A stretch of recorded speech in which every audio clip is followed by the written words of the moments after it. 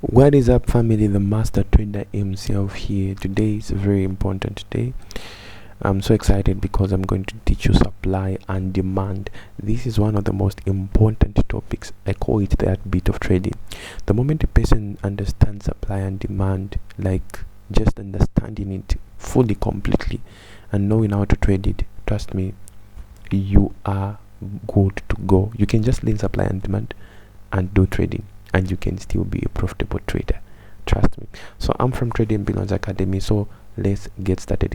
It will be a bit long as compared to other topics that you have ever done, but I think I'm going to cut the video so that you can have two segments, because I want to talk about the base first and foremost, the base part, which are also called benches, and the second part, which is Quasimodo part.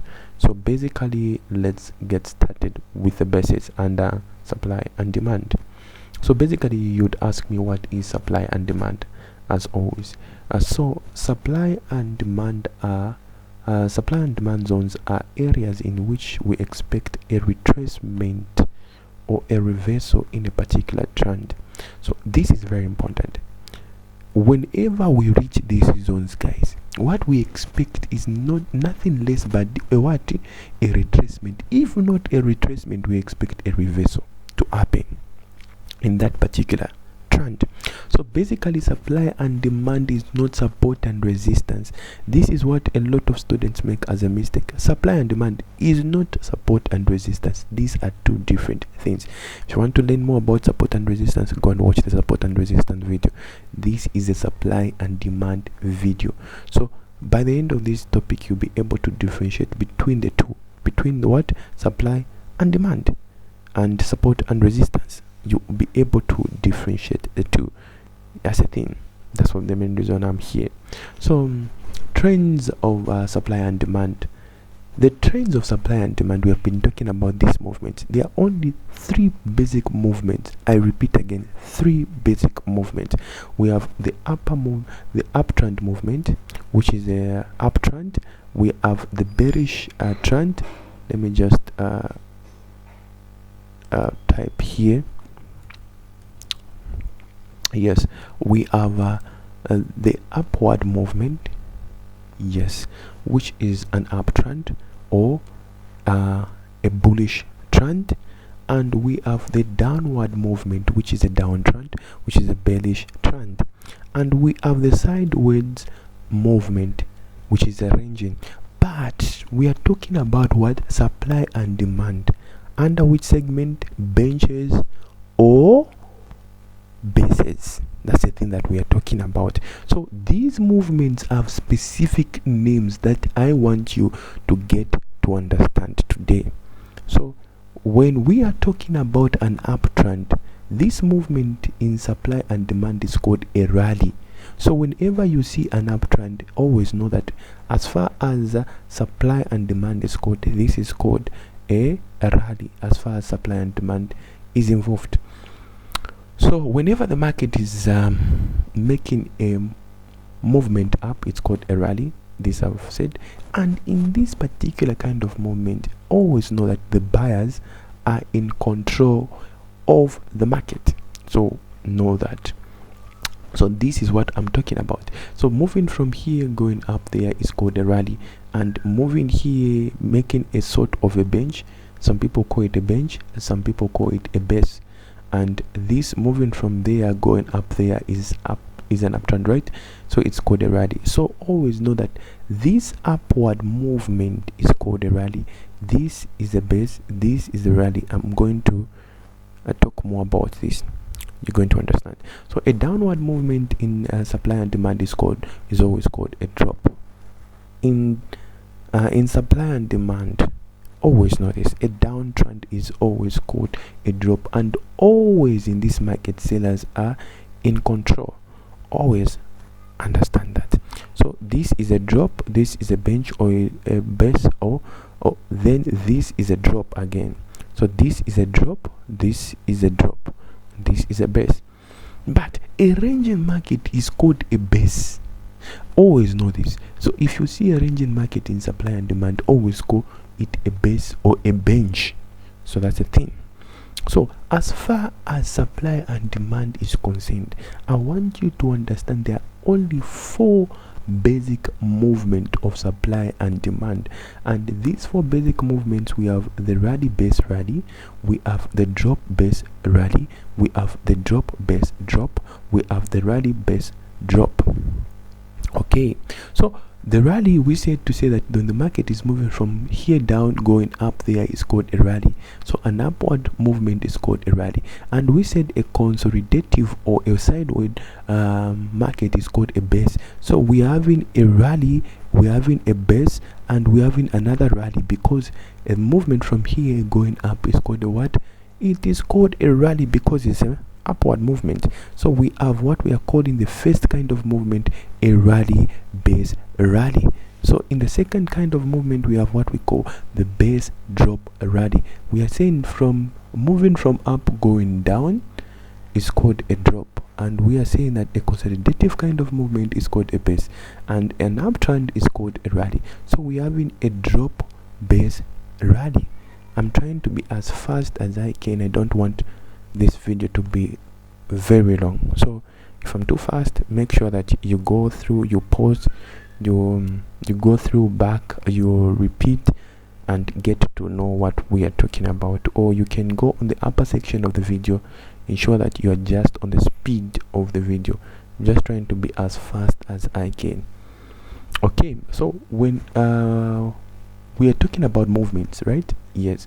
So here we have another movement which is called a drop base drop.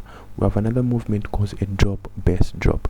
So we are having a downtrend moving from here going there, forming a base there, going down again. So this is a drop base drop, and we are having a rally base drop. So we are having an upward movement which is a rally, we are having a base there which is a consolidative, and we're having a drop there which is forming like that. If you have noticed, it's forming sorts of benches. You've seen, right? That's the main reason some people call it the bench topic or the base topic. So that's a thing. And always note that we buy at demand and we sell at supply. Always note this. So the thing that we are looking for, guys, we are looking for buys. But where do we buy from? We always buy from the bases, or we always buy from the demand, and we always buy from the supply. But how can we trade based on the supply and demand theory? The thing that we are talking about, how can we trade using this? The first thing that we need is to mark up the base in the market. That's the main reason this topic is the basis that we are dealing with under this segment. We need to know how to mark up the base in the market. Because why should we mark up the base? Because bases make supply and demand zones. Know this statement. Bases make supply and demand zones. Bases make supply and demand zones. Very important. We expect price to retrace. That is very important. We expect price to retrace or to make change in market direction completely when reached these zones. So whenever we reach these zones, we expect a retracement, or we expect a change in market direction. Always know that spotting supply and demand zones are very important as a supply and demand trader. Not all bases are significant. Always know this. Not all bases are significant. Do not just start spotting bases in the market and no, I just want to trade bases. I just want to trade bases. Not all of them are significant, and the higher the time frame, the more significant the base. So you don't go on 1 minute and expect it to be a very much relevant and significant base. Go on 4 hour, 1 hour, you find those stuffs that I'm talking about. You find this in the market. Just after this topic, you even understand to why you have been losing money and why you should regain the money that you have been losing. Yeah, so how do you trade a rally based rally? So we talked about a rally moving from down here going up there is called a rally, and we have in a base a consolidative, and we have in another rally going up there but you wait for the market to make a retracement, because the moment you see this consolidative kind of movement, you mark up this as your what, as your demand zone. And what do we do on demand zones? We buy in the market. So we just wait for a retracement for it to come and occur, and we enter from here, guys. We enter from here and we put our stop loss just slightly down there, you see.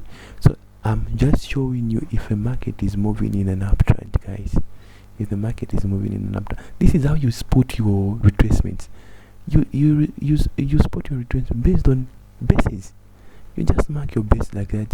You will know exactly where the market will tend to start going in an uptrend again when it's retracing. You see? So that's the main reason, to some extent, I don't use fibs. I don't use those stuff. I just do market charts, guys. That's all. And we have the drop base rally, where we move from here going down there, forming a base like that, and there we go up with it, and we mark up our demand zone there. We just wait for it to retest before it can eventually go up in the skies. So here we have the drop base drop. We have what we call the drop base drop, where we are having the market moving like that, making a consolidative or a supply kind of movement like that. But then we are out there. This is a supply, guys. This is a supply. This is not a demand. It's coming from here, making a drop, making a consolidative kind of movement, a base. We mark it, it drops again, it's going down. So we're just waiting for a retracement in the supply zone. We enter from there, we go the market down. So this same applies with the rally base drop, where we're having a rally which is an uptrend going like that, which forming a base which we mark up there. After marking up, the only thing that we need is a retracement from there. We enter from there and we go with the market there. How do this look on real charts? So basically, the candlestick combination, it really doesn't matter. What I mean is this: it really doesn't matter the candle types. It can be the same candle types. It can be the same bullish kind of movement. Like I said earlier, if you have noticed this, if you have noticed from here, guys, if you have noticed from here, this is an uptrend, right? We said this is a rally base rally, right? This is a markup. You remember in what's this, in Wyckoff, this is a markup and this is a markdown. You see, so it doesn't really matter the candle type. So that's the thing, it doesn't really matter the candle type. Watch the video concerning the Wyckoff methodology. You know what I'm talking about. So here doesn't matter really the candle type. The most important thing is spotting this. If you spot this candle, you see that if you go on lower time frames, you see that this is a consolidative kind of movement before the market jumped up again. So again, if you see like that, you see this is what, a rally base rally, you see, and here you see a drop base rally. So it doesn't matter the candle types. The candle may change in color, or the candles might just be the same, but the thing is that you need to see that the moment you see such kind of movement where the candle closes making like a wick there and also making a wick there and going that, here you always spot to say that okay, this is a base. You just go on lower time frames, you'll be able to see that this is a base. So basically that's it. So another two things that I want to teach you in terms of marking these bases is two kind of theories. There is one standard marking theory and the wick marking theory. Most traders know the standard marking theory, most traders don't know the wick. I'll show you. So here, when it comes to the standard marking, in the bearish kind of marking, mark from the first candle low and mark the second candle high like this. When you mark, this is your first candle, right? you mark from the lowest and you mark the second from the top, the very top, like that. So which simply means if the market is coming like that, what we are trying to mean is this: if the market is coming like that, you see, if the market is coming like that, the market is more likely to go like that, but we mark that zone to be our what? Our supply zone. Then we wait for the market to make a retracement in that zone before we enter there. The moment we enter there, we'll put our stop loss just slightly there, and we go with the market way down there. That's a principle that I'm teaching you guys. Same applies when it comes to a bullish movement. You mark the first candle's top here, and you mark the second candle's low there. Then you mark like that. So you're waiting for the market. If it's coming from down to do that in that zone, you mark the zone. You see the market going up there. The moment it retraces back into the same zone that you have marked, you go with the market way up there. That's the thing. So basically that's the thing when it comes to the standard marking. And also always, it doesn't matter, like I've said there, it can be the same candle types. You still mark there, you mark there, you mark there, you mark there. So basically that's the thing. When it comes to the long wick marking, what you first mark the first candle open. The first candle open, very important to understand. Mark the second candle high. So what I mean is this: the first candle is this. You mark, if you see the long wick here, it has a small candle as a long wick, or the first candle as a long wick, the second candle as a long wick. You mark the opening of the first candle, and you mark the closing or the highest point of the second candle. This will be what?